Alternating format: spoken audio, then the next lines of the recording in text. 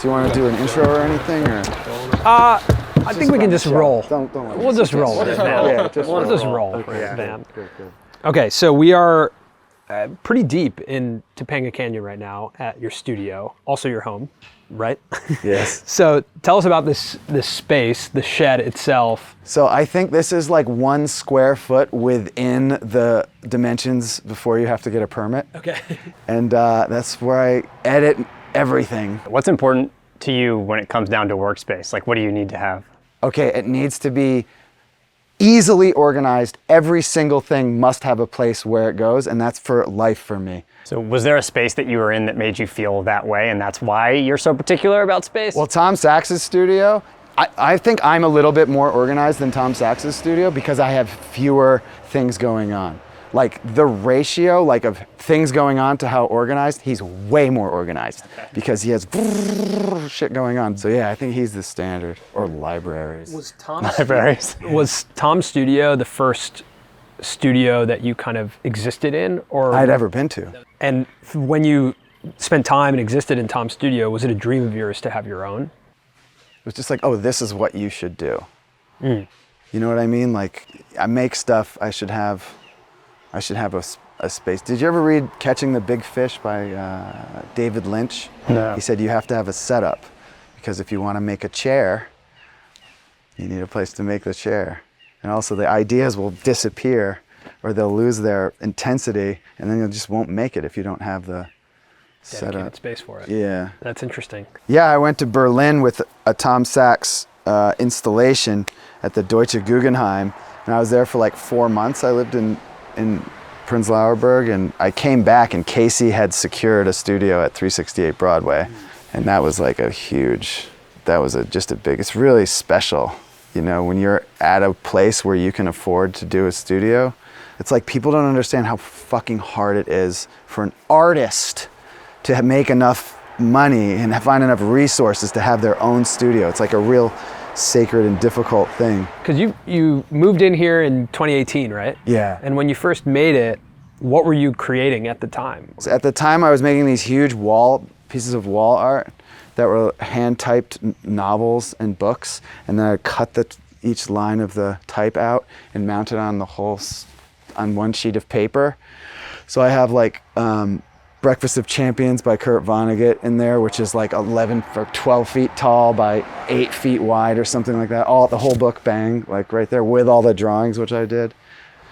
And all the stuff I make in the basement. I'll show you that. Okay. We grew up in a house where every single thing was broken. And if you wanted to function, you had to fix it. And the tools to fix the things were broken. This is for me is the minimal full service that I can have is all this. This is all the hardware and it's all organized. These are all sheet metal screws. I'll say in my 20s when I started watching you guys, Yeah. I had this vision of myself becoming handy and working with tools. And I was like, I better get some tools. So I got some tools. Yeah. And I'm the least handy guy. Like I can't do anything. I remember I was helping my dad one time, and I was hammering it in, and I hit my thumb immediately, and that was the end of it. Yeah, that was. How old are you? That was maybe 15 years ago. But I thought it was so insane that not only were you guys, filming this experience, but you could actually create things with your hands. Because I could create things digitally. Right. I just didn't understand how you could do both those Survival. Things. It was just, I don't know how people get through life if they don't know how to fix everything around. I guess you just fucking buy shit. You just throw it away and buy a new one. You just buy shit. If you're not a tool person, you don't just pick up a drill and pull the trigger and you know how to use it. It's like a person who knows how to do a drill can do this, without thinking about it. But if you were to do that, you'd be like, Yeah. Like my dream with this channel, what I wanted to do is do this mobile repair station and do free repairs. Yeah.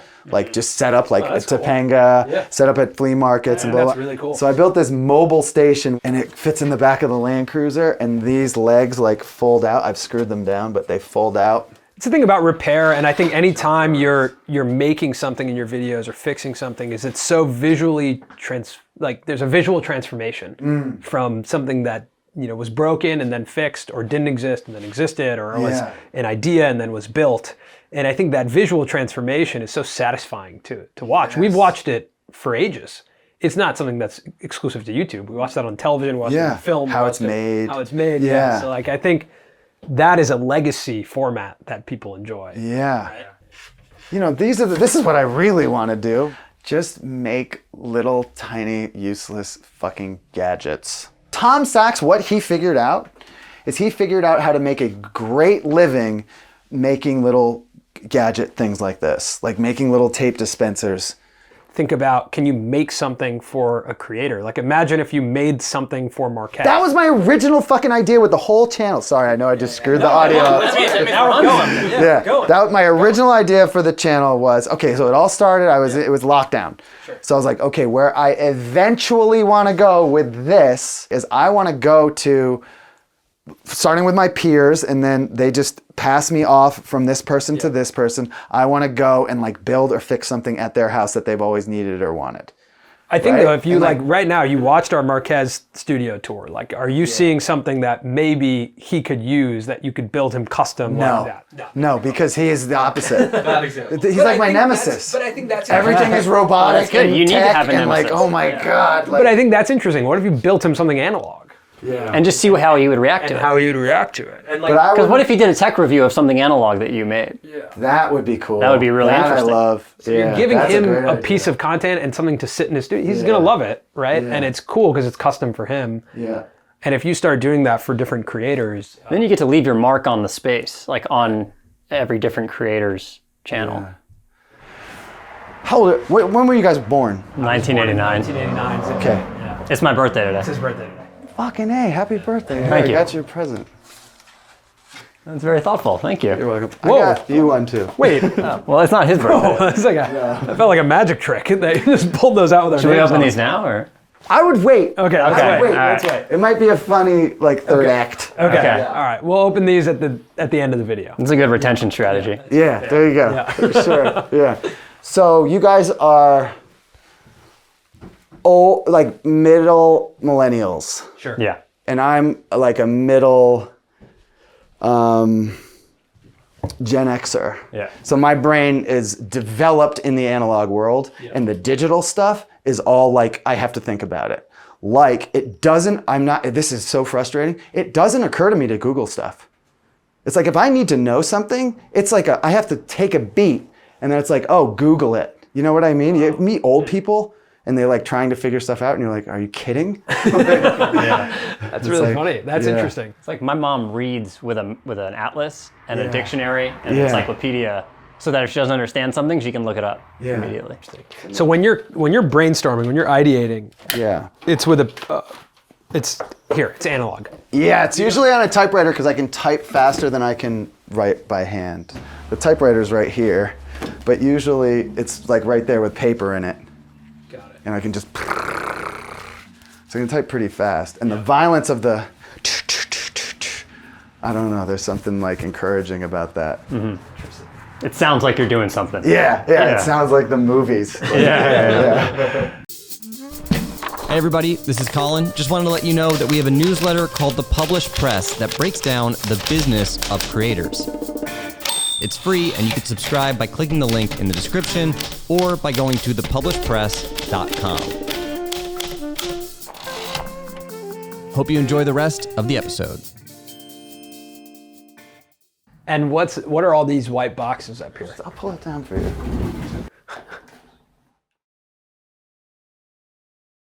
Like that. And then you put this back like this. Yeah, here's the logo.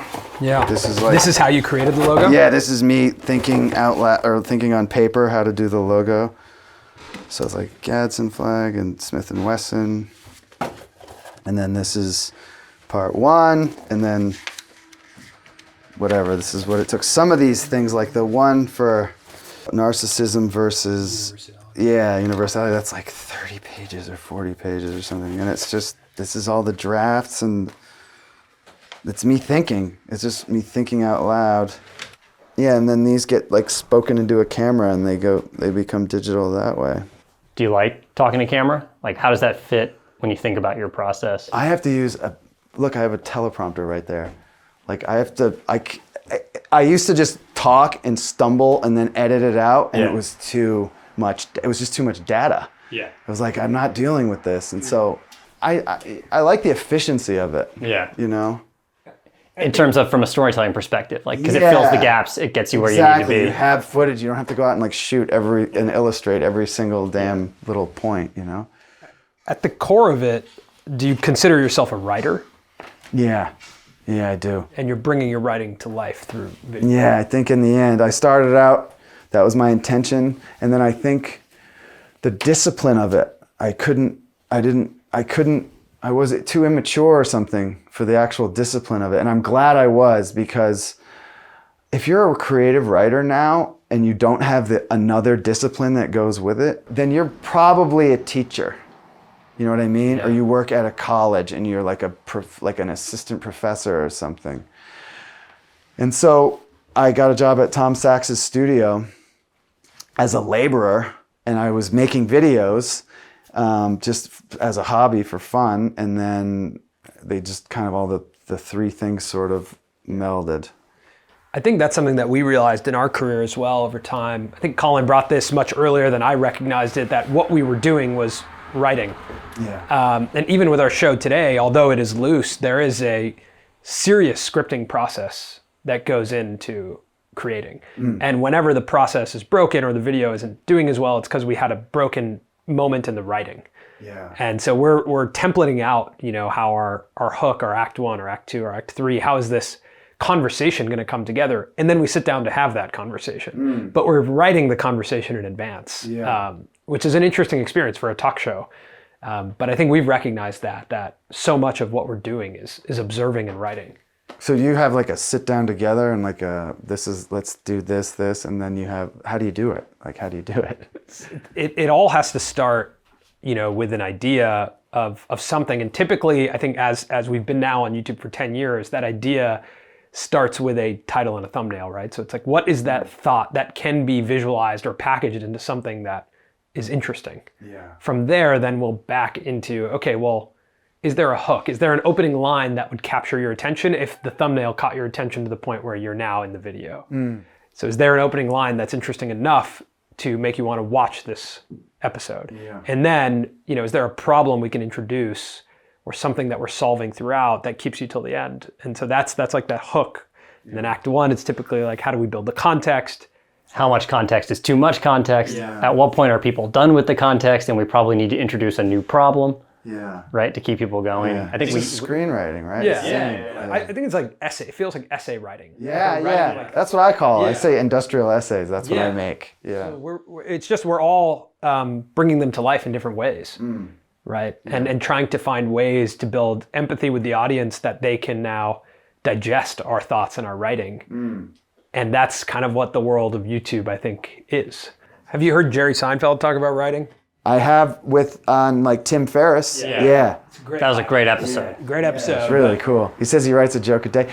You know what I love that he said? He said your reward is that you're done. Yeah. And that's how I feel. Like when he said that, it was like, thank God. Yeah. Because like that's the thing about running. Like your reward is that you get to stop. It's not fun. It doesn't make you feel good. You don't get I've never gotten a runner's high. I've been running for 20 years. I also liked when he said, if you wrote and you liked what you wrote, don't tell anyone for 24 hours. Yeah. Because you should know what it feels like to be proud of yourself for just yourself. Yeah. Because if you tell someone else and it's not the reaction that you were hoping for, if they go, oh, that's fine. Yeah. Then all of a sudden it changes your relationship with your own work. Mm-hmm. So what do you feel is the value of, I guess, archiving things and keeping them? All this stuff is it's just thinking out loud, I think, because this is, I make the videos, so I have 22 years of footage, so it's very handy to have your own like stock footage of New York in 2000.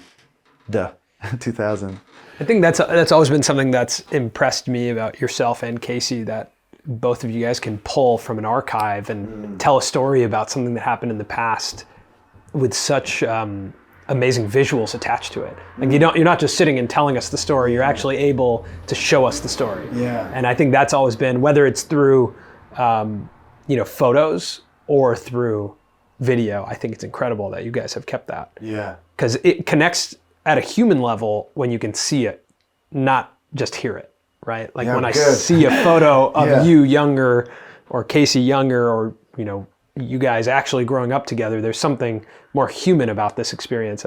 I also grew up with a brother, and I was young like that once, and I don't know, there's something very visceral about that. It inspired, I think, both of us to take our family VHS tapes and transform them into digital versions. That was my first filmmaking experience in my life, was doing that. Yeah.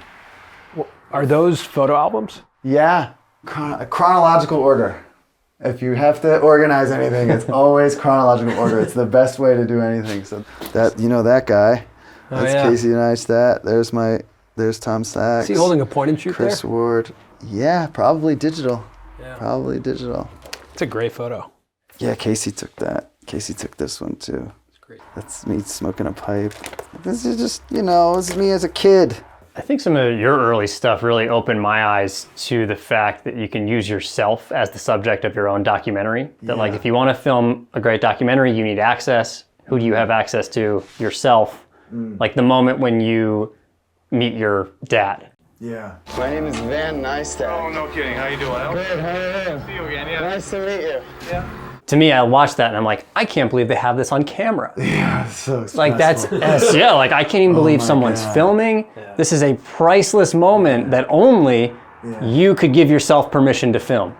And that's where I was like, this is really interesting, because that's why, in my opinion, when I watch it, like that's why it's on HBO. Yeah. Because only this person could give permission for this thing to happen. Yeah. What's your relationship with Post-its? There's Post-its all over the windows here, and I'm just curious, like, are these to-do lists, ideas? Something's in my mind, like if it's a thought that comes to me, or if it's something I've read, I write it down. I'm just storing all these to post at some point. This is one I posted last week. And then just like big fundamental things that I have a extremely bad memory, like a really, really bad memory. And there are certain things that I think I should know, like Osama bin Laden's reasons for the 9/11 attack.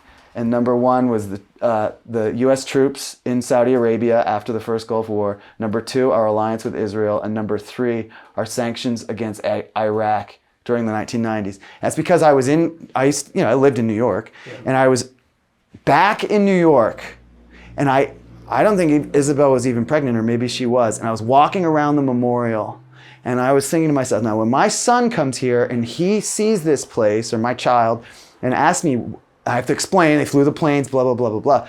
And they say, why did he do it? I'm not just he hates us. Oh, they're bad guys. Oh, they're there. Just like, these are the three reasons he said. Not justified. That's not how, that's not how you do things. But this is what this is what he said. And then people tell me books to read, and just little. This was from a movie. That was from the Skylight movie. All this stuff is Super 8. And like to set up a projector on Super 8, that's mine right there, that old Bolex. It's a big pain in the neck to do. And then the machine kind of eats the thing alive. And so these are just little toys that I made so that, you just try to get as much light in this little window and you just crank. So that's how I do my Super 8. It's from an old toy called a movie viewer. This is an incredible way to watch film. Took me 2 months to figure it out. Oh my God, this is incredible. Thanks. This is like an old Steadicam I made. Yeah. Like, I don't know, 2010 I probably made this. See? Kind of works. Did you guys use this for, I guess it was 2010. I've used it. It's been in a couple of the Spirited Man episodes. Have you ever thought about doing your own exhibit? Like a gallery with some of your creations? I have, but I think I should do that when I'm old. Yeah. Do you know what I mean? The YouTube, as you guys know, it's like all consuming. Who makes up the group of artists and directors in New York when you guys were there? I know it was like the Safdie brothers. Have you heard about the Diane Fink school? Someone has to do this story. No. Maybe it's me. Okay, so that I can't believe Casey didn't. I haven't watched like almost. I don't think I've watched any of. Maybe I've watched like 5 of his videos, right? Because there's so many, and he's so influential. I don't want to be influenced by him. So there was this build at 368 Broadway, which we all know about. That was owned by this woman named Diane Fink. She was the landlord, and then she had the building across the street. Okay, so in that building, in our era, what happened was there was a government subsidy after September 11th, so it was cheaper to rent there, so artists move in. So in our era, like while we were there, it was like Josh and Ben Safdie, Alex Kalman, who's like a museum artist. Lena Dunham had a space in that building. Greta Gerwig was one of the gang who like lived with our buddies. Ariel Schulman, Yaniv Schulman, who has Catfish. I mean, there's so many more, and I should just be like the big name people but that was us. And Henry Joost, who's Ariel Schulman's directing partner, called it the Diane Fink School because that was our landlord that we all paid our checks to. But that was the gang, and it was cool because we started from scratch together. You know, that's something like borrowed each other's paintbrushes and pencils and hired each other for jobs. And like, I'm in a lot like those early Safdie movies. Like I have little roles, like little speaking roles and shit. And so that you see and you're like, wow, this is us. This is our thing. We did it. This is us. This is our people. Did you know at the time that it was a school? Or was it one of those things where after the fact, people start to make things and people start to do things and you go, oh, okay. It was definitely after the same fact. group. Yeah. I mean, the likelihood of that many people having any kind of success at all, it's like, even like, you know, those like legends like Warhol and all that shit, like, those people were already famous that went to the factory and got their like screen tests done and stuff. Do you attribute any of the success of that group to the fact that you were all together? Yes, I think so. That's a great question. I think so. I think it is because we were all together. It was amazing. I mean, I really do miss that. We were all in the same building, man, and we were all just scraping by, and everybody was getting kind of like getting these huge landmark things. Like Casey and I got the HBO show, and then Josh, and I was way older than all of them. Like Josh and Ben, they got into Cannes with a feature film. Like whoa, and then we all got to go, and like we got to go on stage because we all like were in it. It was like wow, and then the next year they got into Cannes. It was like wow, and yeah, just unbelievable. All that dreams coming true. American stuff, you know. I think what's funny is you mentioned like wanting to not watch as much of Casey's stuff because of how influential it is. Yeah. That era pre-Casey vlogging, but a lot of Casey's stuff, and then when both Colin and I caught wind of Oscar's stuff and Max's stuff, and saw old Neistat brothers, like for us, we were at a job. We were at a stable job making videos that we wanted to make, full autonomy and freedom as video creators in a job together. When we saw all of that, we just left the job. Really? Because we were like, sorry. That's the thing. Yeah. Apologies. We were like, that's the thing we want to be doing. Yeah. And I think almost to, you know, a fault, overly influenced and also built this world of aspiration of like, whatever was happening in that New York building, that's the thing we want to be doing. Yeah. We just want to be making stuff, right? And stuff that we want to make about ourselves, about our lives. Like, that's what we want to do. Yeah. And it's been an interesting journey of almost 5-6 years since then. But a lot of that was the impetus of the Colin and Samir channel, was from those, like just drawing inspiration from how all of you guys were telling stories. Yeah. And this unbelievably intimate version of filmmaking that I had never seen before.